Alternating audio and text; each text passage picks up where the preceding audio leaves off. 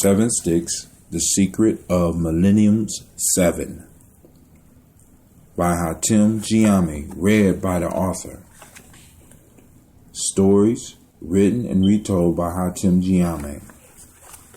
Chapter 3, Determination's Tale. As Determination was about to begin her tale, she was interrupted by her brother Purpose. Whoa, big sister. I always thought it was the prince with the crooked back. Determination looked directly at him, laughing, and then responded. Of course you would have thought that, since you never really paid attention to the stories or the lessons in them. Our father often adjusted the stories for the audience listening, but I assure you the original story is about a princess. Purpose, appearing to be agitated by her insistence that the story was about a princess and not a prince. What proof do you have? Little brother, we could ask our father sitting here with us, but rather than bother him with this, I will simply remind you that this story comes from the Akkoben people. The Akkoben, as we were taught, were matrilineal, which means royalty flows through the woman. Since the story includes a discussion of the crown being passed down, it is only appropriate that the lead character is female. Finally, you add in the fact that the storyteller, pointing at herself, is a woman and you have no argument. Determination subsequently continued with her tale. As we all know, our father's stories always had a backstory, or two. In extreme cases, 3. So I will start with the story of the Akkoben so that all of our memories can be refreshed. The Akkoben people were an offshoot of the Giami. They joined the federation that G was forming in the old days. For many generations, they worked within the federation to make sure peace reigned throughout the land. When G stepped aside from his leadership role in the federation, once he realized that the Giami people were Giami in name only, many of the other nations stepped away as well. Some prospered for generations because they clung to the lessons of G, and the Akkoben was one of those groups. The queen, Natur, of the Akkoben, during the times of G's leadership, immediately removed her nation from the Federation and prepared for the war that was sure to come. Now, the story I will share with you takes place during her great-grandson's reign.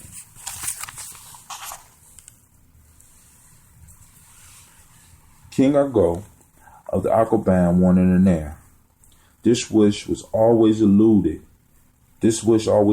him until late in his life, and the nation took this as a bad omen. Finally, he was blessed with a daughter, but there were difficulties. She was born with a deformed back. The elders in the nation also took this as a bad omen for the future. The king put aside all the negative thoughts and focused on his daughter, and named her after his great-grandmother, Natur. Natur, other than having what was described as a crooked back, was beautiful, and she had a happy childhood. Learning to walk was a monumental task, but she eventually conquered it. Problems did not develop for Natur until she was able to go out into the world and to play with the other children. Up until this point of her life, she was lavish with compliments from her mother, father, and all who served the royal family. When she was exposed to other youth, they immediately began to point out the fact of her crooked back and the hump that was forming upon it. At first, this did not bother her, but she grew older. Her friends' opinions began to matter more to her than her family's. Nature began to feel that she was not beautiful and, in fact, began to believe her peers' views of her. And her self-esteem began to drop. What made things worse, many of the people who believed she was a negative omen for the nation began to treat her horribly. Her father, the king, took notice of this fact and attempted to intercede. He spent more time with her and let her know that others' opinions of you do not matter. Only the opinions you have of yourself count. Natur listened to her father, but as much as she wanted to trust in his words, she could not bring herself around to believe what he said. She felt that he was doing what all fathers are supposed to do, making his child feel beautiful and valued. As Nature got older, her view of herself also became worse, and she began to avoid going out in public at all. The king decided action had to be taken immediately. So he decided to find his daughter some help. The ridicule of her peers and adults around her had worn her down to the point that she no longer wanted to attend school. Being the only heir to the crown, that behavior could not be allowed. Nature was an excellent student, so the king decided to find her a personal tutor that could not only help her learn how to rule properly, but could also help her build up a shield for her fragile idea about herself. The king had heard that this year the wise men sage would be passing through the lands of the Akoban, and the king was determined to get him to help his daughter. The king found out where Sage was and went to him and begged that Sage spend some time with his daughter and help her to realize her inner beauty. At first, Sage refused, but the king's story was so sad that Sage told him that he would come to the royal palace and visit with Nature, and see if he could help. The king went home and made preparation for his honored guest, and also spoke with his daughter about the possibility of her receiving a visit from a tutor. When Sage finally arrived, the king was so full of joy that he held a feast in Sage's honor. Sage ended up staying in the palace for a few days, but Nature never appeared at any of the events to welcome the visitor. Sage finally decided to have the king take him directly to her. When they found Nature, she was sitting in the garden all alone. The king made the introduction, and Sage noticed the child never lifted her head up, nor did she attempt to look him in his face. After the introduction, the king escorted Sage back to his room and attempted to apologize for his child's shyness. Sage informed the king that no apology was needed, and announced to the king that he would stay in Akoban for a while to help Nature. The next day before Nature left for school, Sage was at her door, and he announced to her that he would stay in Akoban to help her learn the ways of royalty, and eventually how to rule as a queen. Looking at the ground, she thanked him and walked around Sage to get to school. When Nature returned from school, Sage was sitting in the garden waiting on her. She attempted to avoid him, but he saw her before she could escape. He called for her to come over to him. Nature, my dear, I see you. Come over here and keep an old man company. Sir, I was just trying to get to my room for a nap. Sage interrupted by raising up a single finger to his lips, and then replying to her excuse. My dear, you have plenty of time to sleep when you are dead. Come, let us talk so that we can begin your lessons. Reluctantly, Nature made her way over to Sage and sat near him, and they began to talk. Sage began by telling her about himself, and then asked her to share her story with him. Well, sir, there is not very much to tell, except that I have a hump on my back, my life is a bad omen upon this nation, and that I am a good student. Acting as if he didn't hear the whole statement, Sage smiled and said, So, you are a good student. Nature looked perturbed. You didn't hear the rest of what I said? Looking at her with a smile in his eyes, I heard every word, but I responded to the most important part. The rest of what you said was noise. Nature, now moving from perturbed to angry, what do you mean noise? All that was truth. Whose truth? Sage immediately responded. Nature was stumped, and Sage dove into the conversation fully now. Out of the 3 things you told me, I was only concerned with what I could build on as a teacher. You being a bad omen does not concern or affect me. You have a hump on your back because of a crooked spine also tells me nothing of use. But you being a good student, I could build on that. Nature sat quietly thinking about Sage's words. Now, let us begin with your first lesson. because for me time is short and I must begin to prepare you for your station in life. Sage spoke as he moved toward the ground. He sat facing at her and patted the earth in front of her as a signal that she needed to join him. When she finally took the hint, Sage began to talk about the exercise that he was going to teach her. Young maiden, today you will learn about power. I'm talking about real power. Since one day you will decide the fate of all the people in this land, you must learn about real power. We learned about that in school. Akabon is a powerful nation because we have the ability to call up a mighty army to protect our borders. Now that's, to me, is power, Nature said. Nature, he said with a smile and surprise, that is not the kind of power that you will learn about today. I will teach you about true power and where it comes from. Nature crossed her legs like Sage and attempted to make herself comfortable. But it was hard because the lump on her back made her spine and especially her neck hurt. Looking at the old man ready to ask a question, Sage and Melise started talking. True power lies within us and not on the outside.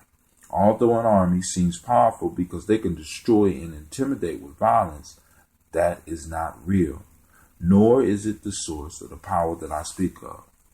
Growing silent for a moment, Sage leans over and reaches out to Nature, adjusting how she was sitting. By moving one of her legs just a little higher, he was able to relieve some of the pain that she was feeling in her back and neck. Now, young maiden, I want you to breathe. Nature took a breath through her mouth, filling her chest with air, and released it through her mouth. Sage was watching and began to laugh. Nature was totally confused by his laughter and wanted to know what the problem was. Oh man, what is so funny about my breath? Sage stopped laughing and looks Nature straight in her eyes. Nothing if you are an antelope or a symbol, but you are a human. Humans breathe through their nose unless they need large amounts of air after exerting themselves. I want you to try again, but this time I want you to breathe in through your nose and out through your nose. Nature attempted again, and this time to pull air in through her nose, filling her chest, and then released it from her nose. But to her surprise, she began to choke. Sage jumped up and started patting her on the back. Young princess, take your time. This method takes a few moments to get used to, especially if you have been used to breathing through your mouth. Now let's try it again. And this time I want you to try to breathe. But I want you to try to pull the breath into your belly. Nature looked at Sage with confusion. Did you say to pull the breath down into my belly? I thought that the chest was for the breath. Sage just smiled. You're all right, but the chest is only part of the breathing mechanism. When we pull the breath down into our belly, we allow for the whole lung to be filled. By stopping the air at the chest, we do not use the full capacity of our lungs. This time when you pull air in, I want you to imagine your belly being filled with air and push it out as you pull air down. When you breathe out, allow the belly to collapse, helping the air to leave your body. Nature tried again. This time, she did it slower and followed all of Sage's directions. After she completed 3 breaths, Sage stopped her. That is enough for today. I will see you at the same time tomorrow. The next day, Nature came home from school and Sage was ready for her next lesson. She walked directly over to him, sat down as she had before. He helped her adjust her legs and then he instructed her to take a breath. Nature took a slow and deep breath, this time allowing the breath to flow into her belly. Sage looked at her approvingly. Now, young maiden, we will move to the power development part of the exercise. First, I will help you to learn a personal rhythm. I will count for you at first, but after some practice, you will be able to hold the rhythm yourself. Sage then checked her posture by pushing slightly on her back and adjusting her legs slightly. When you do this exercise, try to get comfortable. You will progress to a point where you will be able to sit like I do, but that will take practice, and more practice. Sage then assumed a sitting posture across from her. He sat on the ground.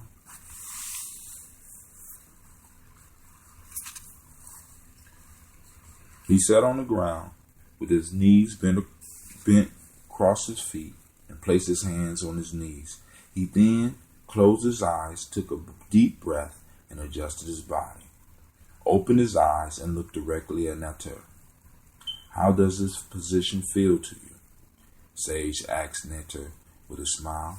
Well, it feels better than yesterday, but it's still tough to sit here like this. The more you do it, the easier it will become for you. Now let's move to the next step. Sage closed his eyes, took a breath. Nature could see the cloth covering his belly rise as he took a breath in, and when he released it out through his nose, she noticed the cloth falling slowly. Sage then opened his eyes, looking into her brown eyes. Now, young maiden, it is time for you to learn how to keep your rhythm as you breathe. I will teach you to count as you practice your breath. Pausing, Sage continued his own breathing. Now, young maiden, when I say breathe in, you will pull in your breath through your nose to your belly. When I say hold, you will hold your breath. Then I will instruct you to breathe out, and you will release your breath through your nose, and afterwards I will instruct you to hold your breath once again. At that point, the whole breathing cycle starts over. Understand? Nature shook her head and signaling that she understood. This is called the rhythmic breath, and it would sound like this. Breathe in, 2, 3, 4. Hold, 2, 3, 4. Breathe out, 2, 3, 4, 5, 6. Hold, 2. And then we repeat. I will keep the rhythm for you at first, but the goal will be to get you to hold your own. Sage paused to make sure she understood the instructions. When he felt she grasped the idea, he began.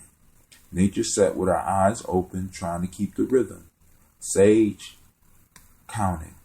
She found it very hard to control her breathing.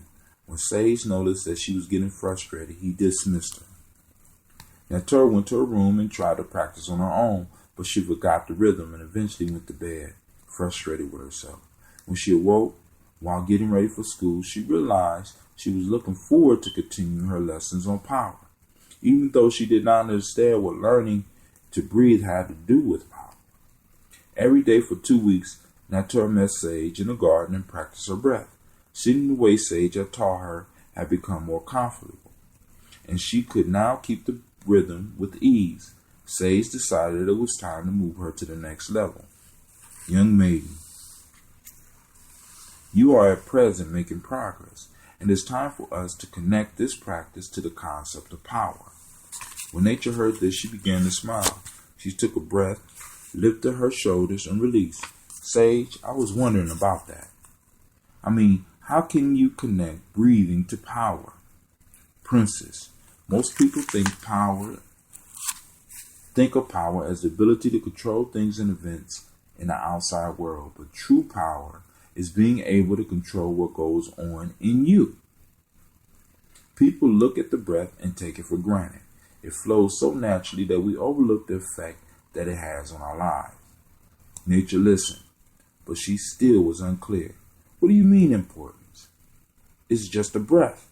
Sage then began to smile. You see, you overlook the power of the breath because it comes so naturally to you. But try to hold your breath and see how long you can do it. You can go for weeks without food. You can go days without water, but you will only be able to go a few minutes without a breath. Nature smiling back at Sage with a look of understanding. Now I see, but what does that have to do with power? Sage stretched out a leg and raised his arms above his head. Everything, young maiden, through our breath, we feed our body and our mind. Everything, young maiden, through our breath, We feed our body and our mind, which gives us the ability to make sound judgments about reality. Our breath is the most direct way that we are able to extract ashe, life energy, from the universe. Our bodies, mind, spirit, and emotions feed on this energy. And when they are denied this energy, we become weak. When you think back over your short life, think about how you felt when people made fun of you. Natur sat and thought about how she felt when her peers and adults around her made negative comments about her hump and her birth. It made me feel sad.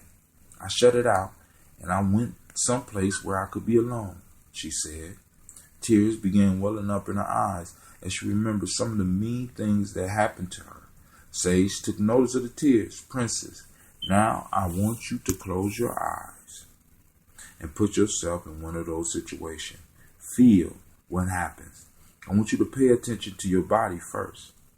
Natur closed her eyes and began to access her memories, and she paid attention to her body. She noticed that her breathing became shallow, and then her emotion began to gain power. When she opened her eyes, she explained this to Sage. Sage listened intently. Then, even though she was crying, he began to smile. Oh man, why are you smiling? I am smiling because, my dear, you are on the verge of a breakthrough. You notice that the first step in your personal torment came after you stopped breathing. You described it as breathing shallow, but you noticed, and that is your first step to authentic power. Hopefully this moment, you can see that your powerlessness in the face of those who torment you is self-generated. And now, if you wish, you could begin to take your power back. Nature began wiping tears from her face. Natur, if you would like to stop this lesson and continue tomorrow, we can. No, I would like to continue. Sage began to smile. Very well. Today, you will learn the power test. The instructions are simple. You sit here facing me, close your eyes, listen to the cadence of the breath, and follow along. I will stop counting, but you should continue to count in your mind. I want you to focus on your breath. When you move or open your eyes, you are out. If I am still practicing, you will get up and leave quietly. Your goal is to learn to sit as long as I can. Do you understand? Natur nodded her head, letting him know she understood. Then let us begin. Sage crossed his legs and began the rhythm for the breath, and Natur followed along. He recited the cadence for what seemed a long time to Natur, and then he stopped and Natur opened her eyes. Sage was sitting quietly, breathing to the rhythm. Natur thought about cheating, but she figured she would be doing nothing but cheating herself. She got up and quietly went to her room. In her room, she thought about what she learned today. She promised herself that she would stop giving her power away and that she would begin monitoring her breath throughout the day. The next morning, she got up and went to school, and several times during the day, she made sure she took a deep belly breath. When she was on her way home, some of her peers made fun of her, and this time she felt her body begin to be tense, and she decided that she would stay in control. She took a deep breath and kept walking past her tormentors. She made it to the garden and told Sage about the experience. She shared with him that it was still painful, but she felt more in control. Sage congratulated her and invited her to take the position for the power test. They began the process, and this time, Natur was able to hold the rhythm for herself for a while, but she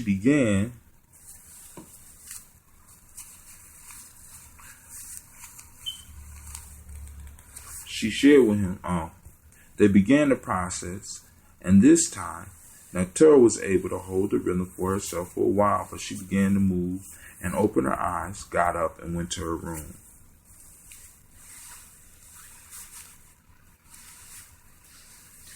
This continued for over a month. Natur would come to the garden, sit in position, and she would leave quietly after she had either began to fidget or open her eyes. Each day, Natur was able to sit longer, but this day, Natur was determined to sit longer than she ever did.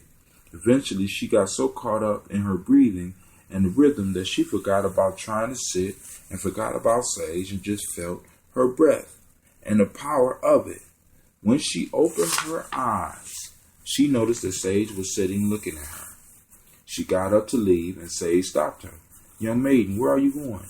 "I've disqualified myself," she said, "and I am following the instructions you gave me." Sage began to laugh. "My dear, you have passed this part of my lesson. Now we will move to the next level."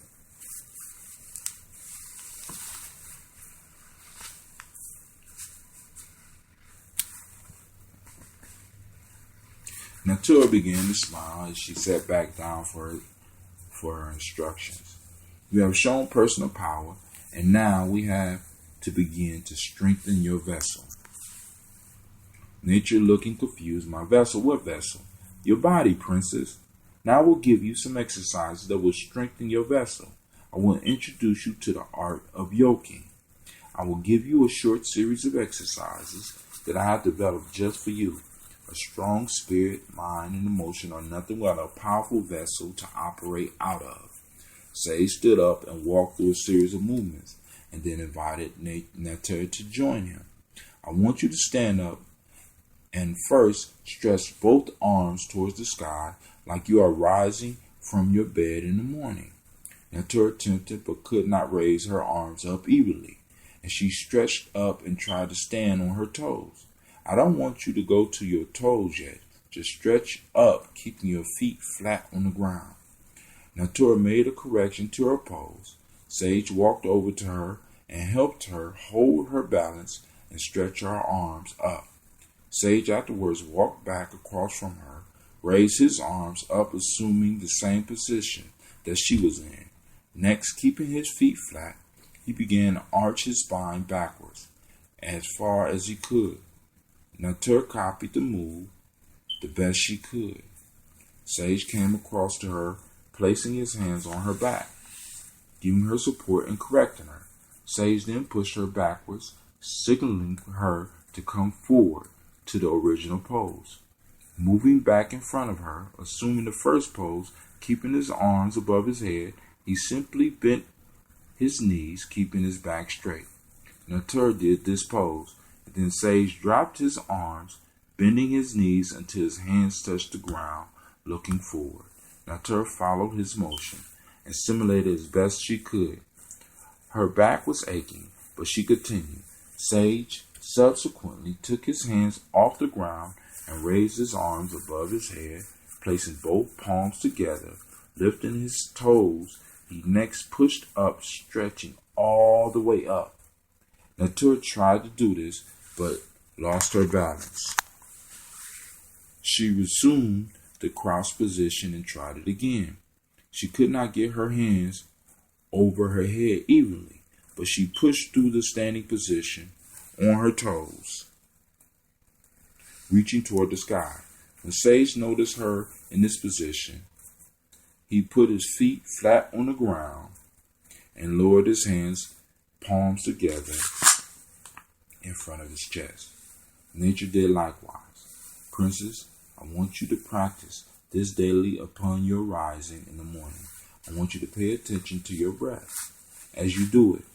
We will end this session, and I will see you tomorrow. The princess left and went to her room, and when she rose in the morning, she practiced with great difficulty. After school, she went to the garden to meet with Sage. They went through the yoking exercises and then a power test. Every day, Natura improved. She still had problems raising her arms, but she continued to push through, monitoring her breath. Natura rushed to the garden every day for her talks with Sage. She noticed that she began to feel better about herself, and she no longer noticed the teasing that was going on. She would rush home every day for her practice with Sage. One day, she came to the garden, and Sage was sitting in his usual place, but he had a bag with him. When she approached him, she knew something was different because of his demeanor. Princess, today is the day that I continue on my journey, and you continue on yours. I have taught you what I can, and now it's time for you to start teaching yourself. Natura was shocked by this and was at a loss for words. Young maiden, you are ready for the rest of your life. You now have the tools to deal with all situations, and I am comfortable with the idea of leaving you to your practice. Sage, she said, if you leave, who will talk? Who will I talk to and learn from? Young maiden, you don't need me for that. You soon will be queen of this land and its people, and you will do a fine job. Pausing to pick up his sack, he placed it on his back. I will leave you with a final secret that will help you throughout your life. Do you want it? Natur, trying to hold back her tears, simply nodded yes. After seeing her signal of affirmation, Sage began looking around to make sure no one else could hear what he had to tell her. Then he moved toward her and swaying her to secrecy. He cupped his hands around her ears and whispered these words in her ear. A person becomes what they think about. So be careful, my princess, of where you allow your mind to dwell. Sage then gave the princess a brief hug and began to walk away. Nature was so shocked by how fast the situation unfolded that she could not find anything to say, so she just stood silently and watched Sage walk away. She was sad, but she knew in her heart that he was right. She had begun to notice her own growth, and she was determined to continue on this path. Feeling exhausted from the experience of losing her teacher, she decided to go to her room and then went to bed. When the sun rose the next day, Natur was up sitting on the ground in front of her bed doing the exercises that Sage had taught her, and then she practiced the power test. When she completed her exercise, she would prepare for school and to begin her journey. When she came home, she would follow the process that she had been doing with Sage as if he had never left. Nature's father had taken notice of this, of his daughter's growth, and he supported her with whatever she needed. Her birthday was approaching, and he decided to ask her what she wanted. He decided to catch her in the garden to discuss her birthday gift. When he entered the garden, he witnessed Natur doing her exercise, and he sat silently and watched. The king was amazed by what he witnessed his daughter doing. She was able to hold the poses and balance herself in ways that just a few months ago she would never have been able to accomplish. Then she began the power test, and the king tried to wait, but she sat there for so long that the king decided that he would just meet her in her room later. Natur completed her exercises and went to her room, and just as she entered the room, her father approached. Natur, I wanted to know what you would like for your birthday. You know you are 1 year from your installment as the princess of the land. Natur had been so busy working on herself that she had forgot that her birthday was approaching. Father, to be honest, I have not given it any thought. Natur sat down to think about her gift when Sage's word popped up in her head. Person becomes what they think about. She quickly looked up at her father. I think I would like for you to arrange for the best artist in the land to paint me a picture of myself. Pausing, she looked at her father and noticed the look of shock on his face. And she began to smile. Father, I am comfortable with who I am and how I look, but I have a single request that I want you to convey to the artist.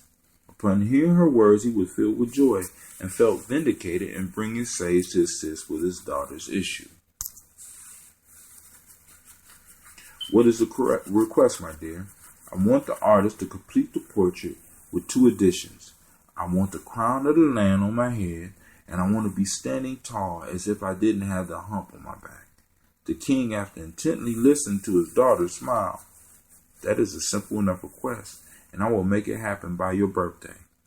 When her birthday came, her father presented the portrait without any fanfare, parties, banquets, and etc., and she hung it across from her bed so that every morning she could see it upon rising. In the portrait, she was standing tall, glowing with power and peace, and with the crown on top of her head.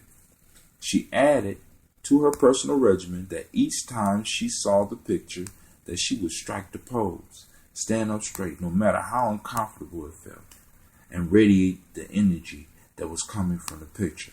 This practice spilled over into her daily life. She began to notice that she would strike the pose and radiate the energy in all types of situations. Eventually, the pose began to feel natural. Day in and day out. Nature practice what Sage had taught her. Practice the pose and feeling the power and peace. As she continued watching her thoughts, she developed a habit of discarding on a daily basis any thoughts of negativity about herself. She also began to eliminate toxic people, those who ridiculed her themselves or others, from her inner circle. She built a circle of love and action. Through this circle, she would spend time helping others like Sage helped her. She began to enjoy her life more each day. Her father was impressed by the changes that he saw in his daughter and often asked her advice on affairs of state. Finally, the day approached for her acceptance of the crown of the land as the princess and the heir apparent. People from all over were in attendance for this event. People came to see the little crippled girl who would take the crown of the land. Many people believed that this would be the beginning of the final days, and he felt betrayed by the fact that the king of Akobon, was willing to pass the crown to a crippled child. When the time for Natura to take the walk before the people to receive the crown came, she prepared herself by doing a power test, and then took her pose from the portrait and walked through the curtain. And as she strode down the carpet before all the people of the Akobon, a dead silence fell upon the crowd. People in the audience could not believe their eyes. Out of the hush, a murmur began to flow. The people were asking, "Who is this girl strolling down the carpet?" They felt that it could not be the princess that they had heard about. Where was the hump? And more importantly, where was the ugly crippled girl? Then the rumors began to flow that this girl walking down the aisle was an imposter. But those who known the princess immediately began to quiet the rumors as they assured the crowd that was the princess. At first, Natura was concerned, but she focused on her breathing and her pose as she walked. When she approached the stage, she walked slowly and elegantly up to accept her crown and to take her seat as the heir apparent of her people. As she approached her father and the priest that was orchestrating the ceremony, she noticed the stern looks upon their faces. Natura moved forward and stood before them. The priest recited the oath, and nature agreed and was crowned. As the crown was placed on her head, she turned around and the crowd began to cheer. And she took the pose that was drawn for her over a year earlier. She then knew for certain that a person was the substance of their thoughts, and with the self-determination, anything was possible. This young princess eventually became queen, and through her rulership, the Akobon people prospered. Determination looked at her family that was sitting around the table listening. That is the tale that I remember from the many that our father had told us, and the one that has had the most impact on my life, because it taught me that with self-determination, the impossible becomes probable. The old man looked at his daughter with the pride and began to clap, and the rest of the family followed. Determination returned to the table and took her seat. The old man rose slowly to his feet and with tears in his eyes and spoke, "My daughter, that was an excellent tale. And what made it more powerful was that you made it your own." Pausing and looking around the table at all his children and focusing his gaze on his third oldest child, I pray that the rest of your tales will be as entertaining and informative as the first two. Respect, you are next. What tale, if any, do you have for your family? Respect rose to his feet with a sly smile. He bowed his head to his father, and then looking at his sister Determination, he spoke. "My sister, I must say that you are definitely your father's daughter. That was a beautiful story, and it was very long." Everyone around the table started laughing, and the father looked at this and began to smile. It reminded him of better times when his children were not competing against each other and working together. Respect, seeing that his father was smiling and allowing the laughter to die down, he began. The story that stuck to my heart and taught me the most was called Prince Knock and the Inner Bee with the Ugly Hat. I guess this story stuck with me throughout the years because it teaches me, or it taught me about my name and reminds me of the power in it. Pausing, Respect walked over to the table and grabbed a cup and drank from it. He then put the cup down and continued. I will take this time now to remind you of some of the characters that were a recurring theme in our father's tales. I am guilty, just as many of you are sitting around this table, for listening to the stories and dismissing them as fairy tales, not realizing or forgetting that some of the characters in the tales were based on real people and real events. I won't go into all of these, but it is one character in particular that I want to remind my brothers and sisters about. Our father often had these beings called inner bees in his tales. As I grew into manhood, I dismissed these beings as figments of my father's and other old men and women's imaginations. But as I stand at this table, I am convinced that inner bees are real. For those that don't remember, an inner bee is a being that needs the negative energy. As a matter of fact, they thrive on it. The more negativity they get, the more powerful they become. They feed on people's negative thoughts, feelings, and emotions, causing confusion in life. The family, community, nation, and eventually the world. Looking around the table are all his brothers and sisters that he no longer knew. My brothers and sisters, our family is under attack as we speak. I believe that an enemy has made its way into our family's hearts and feeds on the negativity, thoughts, and competition that we have been waging against each other. I think back and I see now that we have lost our bonds of kinship, and an enemy is feeding on this. He looked at his older brother, Unity, pointing at him. Unity used to be my hero and my defender. Now I can't remember the last time we sat down to talk. Looking at determination with a gentle smile. This woman used to take care of me, and we used to play together. Looking at everyone and throwing his hands up in frustration. What happened to us? Something we missed, something that we thought of as a fairy tale, a spook, has torn the fabric of our family to shreds. Pausing and taking a deep breath, closes his eyes as he dropped his head, fighting back tears of sorrow and realization, and fighting back the tears of sorrow and realization, he began his tale. That is the end of chapter 3. Stay tuned. Check back in for chapter 4. This is 7 Sticks by Brother Hatim.